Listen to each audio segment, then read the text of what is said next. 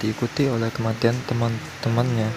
Jurnalis Hong Sunju menemukan sebuah rekaman video berisi gambar-gambar yang tidak dapat dipahami. Menjelang akhir rekaman, ia menemukan kutukan menyatakan bahwa pemirsa akan mati pada waktu yang sama minggu depan jika dia tidak melakukan tugas-tugas tertentu. Mereka yang menjelaskan sifat tugas telah dihapus. Sunju dan seorang dokter bernama Choi Yul memulai perjalanan untuk memecahkan kutukan yang diberikan pada mereka. Mereka menemukan bahwa rekaman video itu dibuat oleh para nabi bernama Park Eun-soo. Eun-soo adalah anak-anak perempuan tidak sadari para nabi perempuan dan dilahirkan sebagai hermaprodit. Dia terlibat asmara dengan saudara Tae yang bekerja di klub malam untuk sementara waktu. Di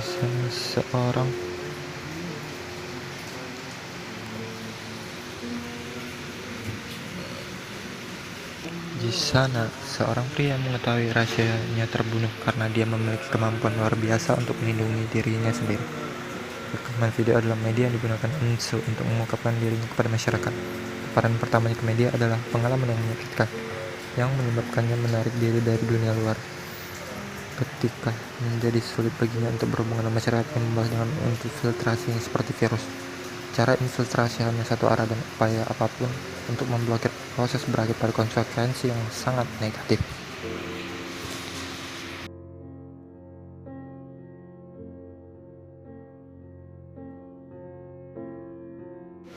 Bercerita tentang seorang profesor yang tidak bekerja di tempat kerja yang kesal dengan suara anjing menggonggong di gedung apartemennya, dan akhirnya resort untuk menyalahgunakan dan menculik mereka. Sementara itu, seorang wanita muda yang bekerja di kompleks apartemen memutuskan untuk menyelidiki masalah ini setelah dia mulai menerima pemberitahuan dari penyewa tentang anjing yang hilang. Kim Ja-hyo, seorang anak remaja, pindah ke sekolah menengah baru di tahun terakhirnya. Teman sekelasnya Jung Hara menggoda dia, dan dia kehilangan keperawanannya dengannya. Setelah itu, dia menjadi takut ketika Hara secara obsesif menyatakan cinta padanya. Jadi dia mulai menghindarinya. Hancur oleh ketidakpeduliannya, Hara melakukan bunuh diri di depan seluruh sekolah. Sejak itu, meskipun Jahyo tidur di perguruan tinggi, ia tidak dapat membentuk ikatan yang langgeng dengan wanita. Sampai dia bertemu dengan perawat Seo Nam-ok. Sementara itu, sahabat Jahyo, Lee Soo-in, tertarik pada guru baru, Eun-jo. Dia enggan menolaknya karena hubungan siswa guru secara sosial tabu. Patah hati, Soo-in terlibat dengan seorang wanita yang lebih tua di perguruan tinggi. Tetapi terus pinus setelah Jung yang mengirimkan surat-surat yang tak terhitung jumlahnya untuk mendapatkan penutupan. Dia berharap untuk bertemu muka dengannya untuk terakhir kalinya.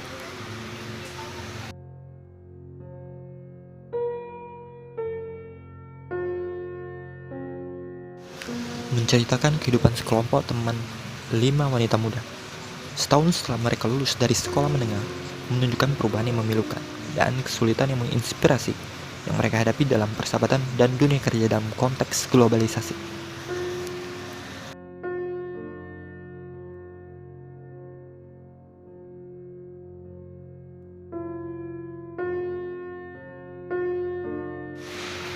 Film ini dibintangi oleh Shin Hak-kyung sebagai Ri, seorang pekerja pabrik muda yang bisu, tuli, yang berusaha mendapatkan cukup uang untuk transplantasi ginjal saudara perempuannya, dengan mengandung anak perempuan dari orang kaya untuk tebusan, dan jalan pembalasan yang terjadi ketika rencana berjalan serba salah.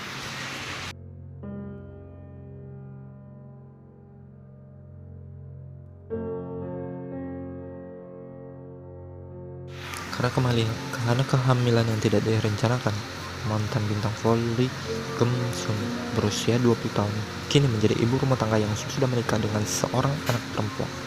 Suaminya Jo Tae memulai hari pertama pekerjaan barunya ketika Kim segera menerima kabar bahwa mertuanya akan mengunjungi keesokan pagi, sementara dia berjuang untuk mendapatkan rumah.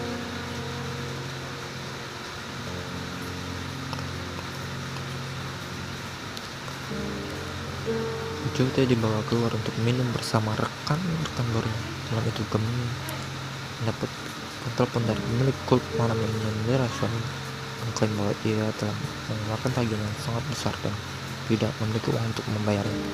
Mengikat bayinya ke punggungnya, Kim segera berangkat untuk menyelamatkan suaminya.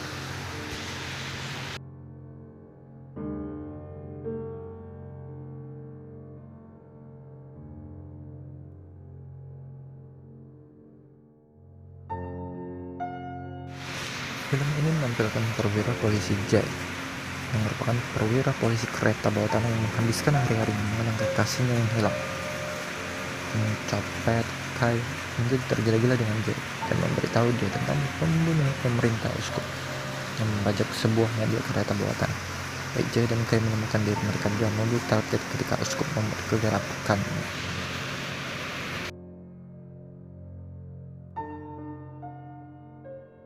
Seorang wanita muda bernama Hyun Chae ada di kereta melalui buku seni. Saat dia memiliki nama, dia menemukan pesan tertulis di bawah gambar beruang bermain bersama di musim semi. Dia membaca, "Aku sangat menyukaimu seperti beruang di musim semi. Aku tahu rahasiamu. Kamu seperti beruang yang cantik. Ini hanyalah awal dari cinta kepadamu." Buku berikutnya adalah Gustav Kylberg, Young Man and His Widow. Hyun-chae adalah gadis yang kesulitan menemukan cinta. Terakhir dengan perilaku buruk, dia tidak bisa menjaga pria terlalu lama. Sepanjang hidupnya, dia tidak berhasil dengan cinta, tapi menjalani kehidupan dengan perilaku buruk dan kejujuran murni. Ayahnya seorang pencantum alkohol, seorang chain smoker, dan seorang penulis, sering mengandalkan Hyun-chae untuk membawakan buku-buku seni dan dari perpustakaan. Mengatakan bahwa itu membantunya berpikir lebih baik. Hyun-chae putus asa karena dia jatuh cinta, gagal melihat bahwa sahabatnya sejak kecil Dong-ha kembali dari militer untuk bersamanya. Sebaliknya, Chae-hyun menjadi terobsesi dengan pria yang telah menulis catatan cinta dalam buku-buku seni. Percaya bahwa itu dimaksudkan untuknya. Dengan pemikiran ini dalam pikirannya, ia mencari penulis dengan pikiran yang teliti. Percaya bahwa setiap pria yang ia temui mungkin adalah orang ini. Tapi apakah catatan cinta perpustakaan itu benar-benar dimaksudkan untuknya? Sekelompok siswi telah membentuk band untuk tampil di festival budaya sekolah tinggi mereka dalam waktu 3 hari. Tapi gitaris dan penyanyi telah berhenti. Anggota yang tersisa, Kei, Kyoko, dan Nozomi, memutuskan untuk melakukan sampul cover lagu-lagu Blue Heart, termasuk Linda Linda, tetapi membutuhkan penyanyi baru. Mereka bertanya pada gadis pertama yang lain, seorang siswa pertukaran Korea yang tidak masih berbahasa Jepang, yang menamai band mereka Paranau. Hari pertama berakhir dengan semua gadis bekerja paling keras untuk mempelajari bagian mereka. Mereka berlatih di ruang karaoke dan Kyoko berbicara dengan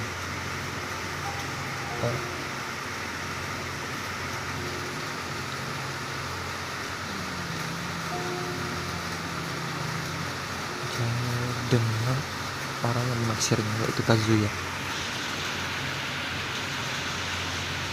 Keesokan harinya, para gadis mulai berlatih lebih awal di sekolah. Ketika mereka berkumpul kembali sepulang sekolah, Kyoko datang terlambat dan mereka jarang waktu mereka. Dia memanggil mantan pacarnya dan mengatur waktu latihan di studio. Mereka pergi larut malam untuk kembali ke sekolah dan terus berlatih sampai sisa malam. Pagi berikutnya, para mau sudah dilatih dengan baik.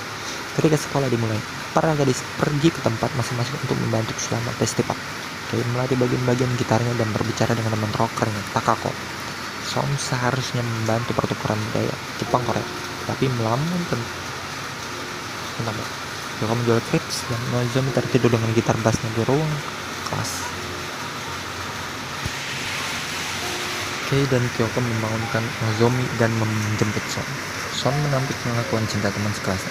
Saat makan malam di rumah Nozomi, gadis-gadis itu membujuk Kyoko untuk berbicara dengan Kazuya. Sebelum pertunjukan pada hari berikutnya, mereka mengakhiri malam kembali di sekolah dan berlatih sampai dini hari. Pada hari pertunjukan, Poran mau kembali ke studio untuk berlatih. Lelah, mereka pun tertidur. Ken bermimpi tentang dirayakan dan tampil untuk Ramonashi dibodohkan. Di sekolah, manajer Pang mencari Ben, tapi tidak ditemu. Untuk menghabiskan waktu, teman-teman mereka Takako dan menampilkan musik dadakan. Kayak dibantu oleh ponsel Kyoko oleh menelpon untuk bertanya di mana Kyoko berada. Ben bergegas kembali ke sekolah dengan taksi. Kyoko bertemu Kazuya, sementara Ben menyiapkan beberapa menit sebelum pertunjukan. Kyoko akhirnya tiba dan Paran mau tampil di tengah kerumunan yang bersemangat.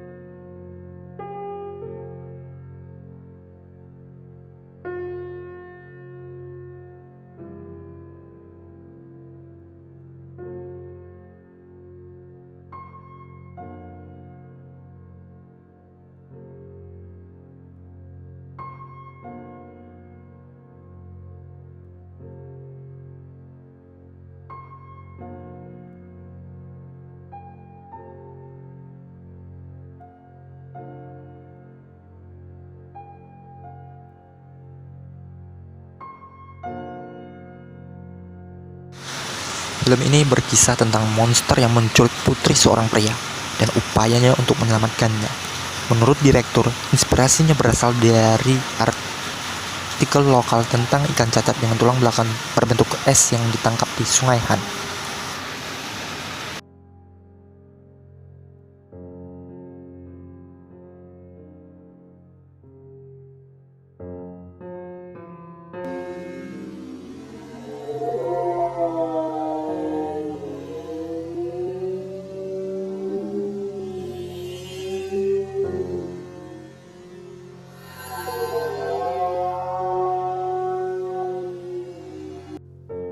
Dia setengah baya hidup sendirian dengan boneka sensitif yang dia sebut Nozomi.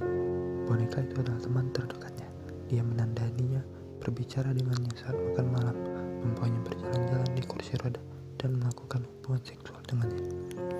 Sementara Hideo sedang bekerja, Nozomi hidup kembali. Dia mengenakan pakaian pelayan dan menjelajahi dunia di luar apartemen mereka dengan heran. Akhirnya, dia mengambil pekerjaan di toko video dan terlibat asmara dengan salah satu karyawan, Junichi. Ketika dia secara tidak sengaja memotong dirinya sendiri dan memimpiskan, Junichi memperbaiki air mata dengan pita perekam dan mengembang kembali padanya. Suatu hari, Hideo mengunjungi toko. Dia melayani dia. Malu, tapi dia tidak mengenalinya. Bosnya menganggap bahwa Hideo adalah pacarnya dan bahwa dia selingkuh dengan Junichi. Dia membiarkan bosnya berhubungan seks dengannya. Dia mereka Hideo menemukan Nozomi bukan lagi boneka. Dia memintanya untuk kembali ke kehidupan karena dia menemukan hubungan manusia menjengkelkan. Nozomi pergi ke pabrik tempat dia diproduksi dan bertemu pembuatnya. Dia mengatakan padanya bahwa dia percaya semua boneka memiliki hati, seperti yang dia tahu dari wajah mereka ketika jenis perawatan yang mereka terima. Ketika dia bertanya apa yang terjadi pada boneka bekas, dia bilang dia membuangnya di sampah. Nozomi mengatakan pada Junichi bahwa dia akan melakukan apapun yang dia inginkan untuknya.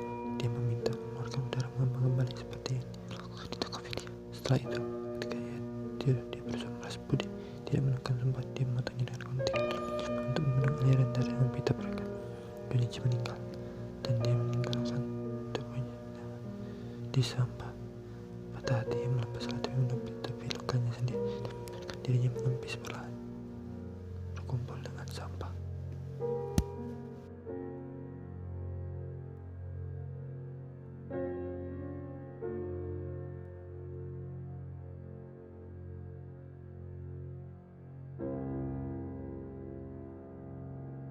Menceritakan 3 kosa unik tentang penghancuran diri manusia di era teknologi tinggi modern, sambil menampilkan bentuk alternatif kemanusiaan asli dan membalas kasih. Dunia baru yang berani adalah sindiran politik tentang mengapa zombie viral. Makhluk surgawi berfilsafat tentang apakah robot dapat mencapai pencerahan dan di selamat ulang tahun ikatan keluarga yang tidak berhubungan. mengungsi di tengah-tengah kiamat.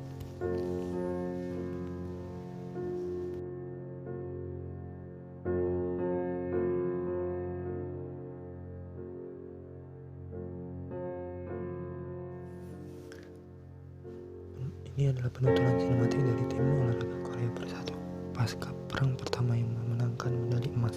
Tim putri di kejuaraan tenis meja dunia 1991 di Chiba, Jepang. Direktur Mono Hyosung menggunakan fondasi peristiwa nyata untuk menceritakan kisah sebuah tim yang menyatukan negara yang terpecah untuk pertama kalinya dalam sejarahnya yang menyakitkan.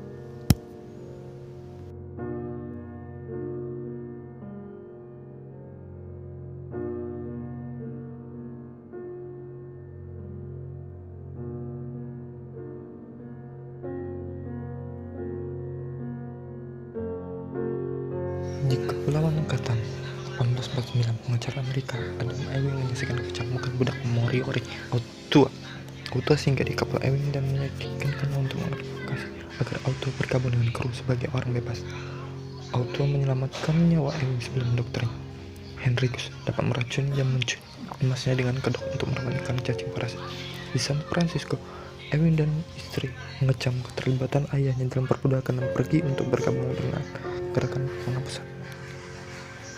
Pada tahun 1936, komposer Inggris Robert Frobisher menemukan pekerjaan sebagai amanuensis untuk komposer Tuan Vivian Harris yang memungkinkan Frobisher untuk menyusun karya agungnya sendiri, The Cloud Atlas Sect. Frobisher membaca jurnal Ewing di antara buku-buku di rumah Harris.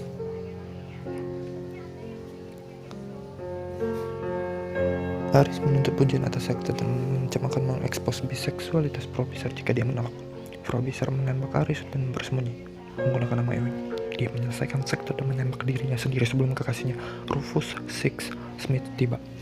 Di San Francisco, 1973, jurnalis Louisa Ray bertemu Six Smith, sekarang seorang fisikawan nuklir. Six Smith memberitahu Ray tentang konspirasi untuk menciptakan bencana di reaktor nuklir yang dijalankan oleh Lloyd Hawks. Tapi dia dibunuh oleh pembunuh bayaran Hawks, Bill Smoke, sebelum dia bisa memberikan laporan sebagai bukti. Ray menemukan surat-surat Frobisher untuk Six Smith dan melacak sekte Frobisher. Ilmuwan Isaac Sack memberikannya salinan laporan Six Smith, tetapi Smoke membunuh Sack dengan menyeledakan pesawatnya dan menyalakan mobil Ray dari sebuah jembatan. Dia melarikan diri, tetapi laporannya hancur. Dengan bantuan dari kepala keamanan pabrik, Joe Napier, Ray menghindari upaya pembunuhan lain yang mengakibatkan kematian Smoke. Dengan salinan laporan dari keponakan Six Smith, dia mengungkap plot Nick Hawks di dakwah. Di London 2012, gangster Dermot Hogan membunuh seorang kritikus setelah urusan keras tentang memori, menghasilkan penjualan besar. Saudara-saudara Hogan mengancam penerbit Timothy Cavendish yang menua demi keuntungan Hoggins. Adik Timothy, The Holman, memberitahunya untuk bersembunyi di Aurora House dalam perjalanan. Timothy membaca sebuah naskah berdasarkan kisah Ray. Percaya Aurora House adalah sebuah hotel. Timothy menandatangani surat-surat yang berkomitmen dan menemukan itu sebagai panti jompo, di mana semua kontak dilarang. Dan Holman mengungkapkan bahwa ia mengirim Timothy ke sana sebagai pembalasan atas perselingkuhan dengan istri. Timothy melarikan diri dengan 3 penghuni lain, melanjutkan hubungannya dengan film dan menulis skenario tentang pengalaman. Pada tahun 2144, Sonmi 451 adalah pabrikan manusia yang dikloning untuk kerja paksa, disimpan sebagai server makanan cepat saja di Sneo Seoul di Southampton. Dia terpapar ide pemberontakan oleh pabrikan Jonas Mantikesmi. Setelah Yon terbunuh, Sonmi diselamatkan oleh komandan pemberontak Hajo Chang yang mengekspos Sonmi pada tulisan-tulisan Alexander Solzhenitsyn yang dilarang dan versi film dari pengalaman Cavendish. Hajo akhirnya memperkenalkan kepada pemimpin gerakan pemberontak dan menunjukkan kepada bahwa klon tidak perlu menjadi makanan untuk klon lain. Sonmi membuat siaran publik wahyu sebelum serangan pihak berwenang membunuh Hajo dan merebut kembali Sonmi. Setelah menceritakan kisahnya kepada seorang aspirasionis, dia dieksekusi. Pada tahun 2321, suku-suku di Pulau Besar Hawaii pasca apokaliptik menyembah Sonmi. Teks suci mereka diambil dari kesaksian yang direkam. Desa Jakri Pakpali dikunjungi oleh Moroni, seorang anggota masyarakat yang maju disebut Presentian yang menggunakan sisa-sisa teknologi tinggi, tapi sekarang karena wabah. Meronim sedang mencari stasiun komunikasi di Mauna Seoul untuk mengirim SOS ke manusia di dunia di luar dunia. Sebagai imbalan untuk menyimpan keponakan Jakri, Kapten Ronim dipandu oleh Jakri ke stasiun tempat Sonmi membuat rekaman.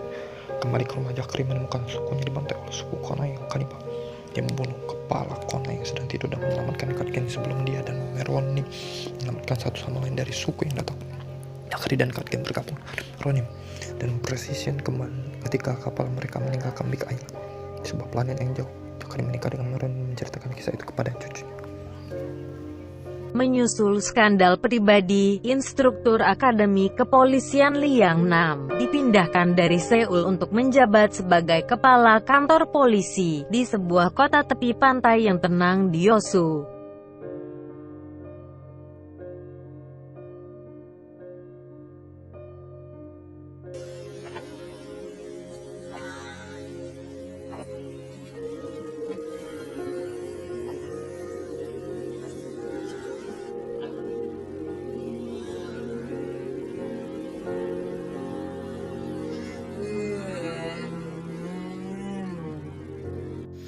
Film ini berpusat pada Jupiter Jones Collins, seorang wanita pembersih biasa, dan Kim Wis Chatum, seorang prajurit antar planet yang menginformasikan Jones bahwa nasibnya meluas keluar bumi.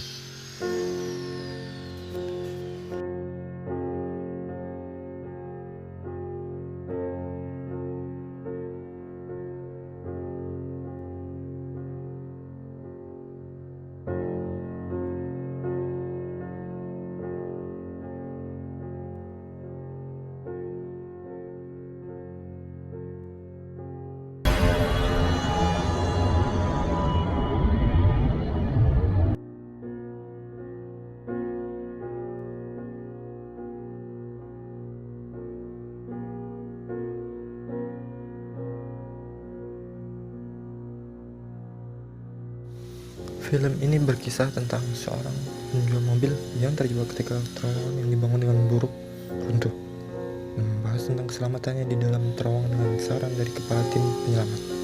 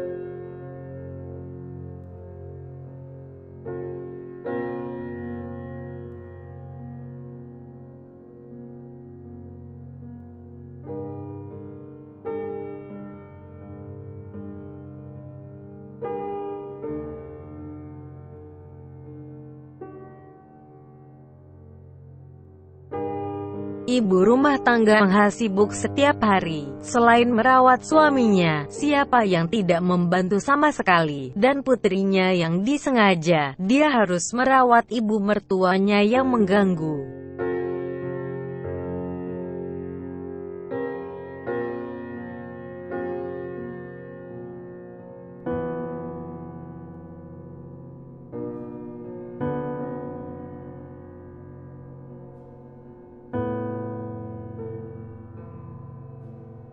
Kisah nyata kehidupan Lee Do-sam, Lee Hwan-sun, seorang penyelundup narkoba yang membangun kerajaannya di dunia kejahatan Busan pada tahun 1970-an.